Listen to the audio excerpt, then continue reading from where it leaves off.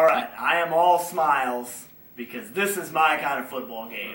Offense, baby. I'm from the South. I proudly admit it. I want to see touchdowns. I don't like all this northern 17-14 games. 41-31. That's a good football game. Entertaining, no question. I just think, I don't want to say all is well, but I think the season has been kind of resuscitated right now.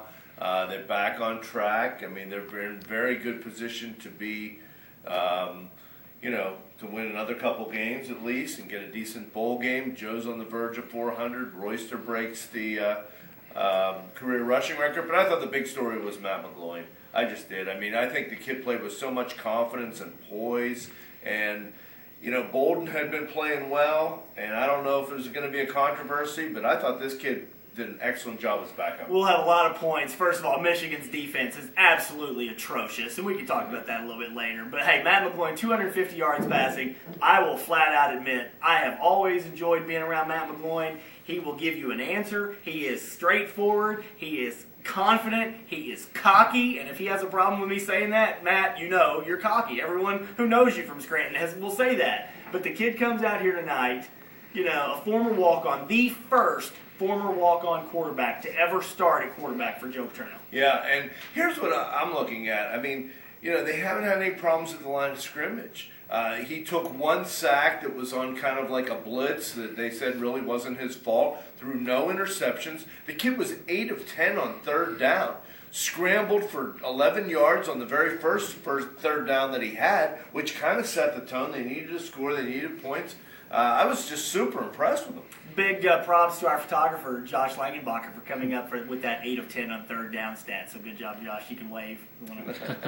All right, now the other quarterback. You have a Heisman Trophy vote.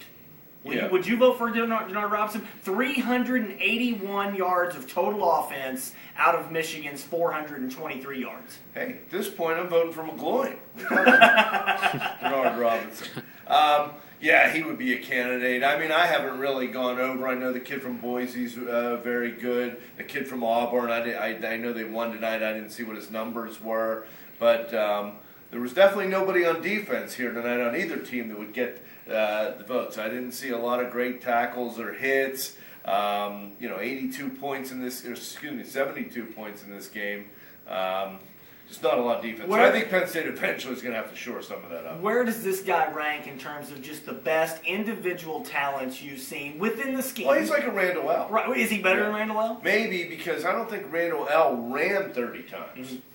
And it's another discussion, another show, but it makes you wonder how recruiting goes when you have a kid like this, because he is such the centerpiece. Mm-hmm. I mean, do you get a running back to work with him? Do you get receivers? I don't know that they necessarily want to play with a guy like that. Here's what I wonder, two things. First of all, Michigan's defense is so bad, how many more games will they win? And is Rich Rod done after this season? Their defensive coordinator is Greg Robinson.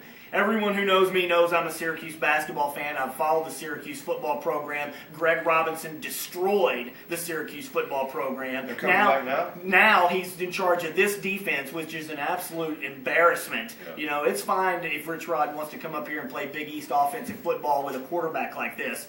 But holy cow, man, can you find anybody that can tackle or cover anybody? A minute ago, you were just talking about the great offense. I like good offense when the offense is good, not because the defense is terrible. Here's my point. This is Northern football, and Michigan has such a proud history of goal line toughness, being able to stop people, and I think it's clearly a real concern when a Penn State offense that really has not been very good, as a backup quarterback in there, can put 41 on it. He might be done. Rich Rod might be done after this year. $399 for Joe. Looks like he'll get to 400. They still got Northwestern, which lost its quarterback today with a concussion. We'll see how Dan Persa develops over the week. He's completing 74% of his passes. If he can't go, you got to love their chances next week for number 400. You still got Indiana. So now you're looking at least, you would think, 7 wins. Yeah. I think that, when they had lost the way they had lost 2 in a row to Illinois and in Iowa, I think was such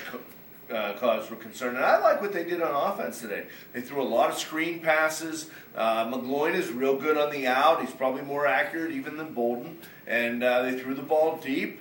And they were able to run the ball. And when a Penn State team can't run the ball, as you saw early in the year, it has problems. Kirk Herbstreit better be careful. Yeah. Matt McGloin is He's gunning after for him. That's great. You gotta love a college kid that will just throw it all out there, man. All right, for Neil Rudel, I'm Corey Geiger. Thanks for tuning in.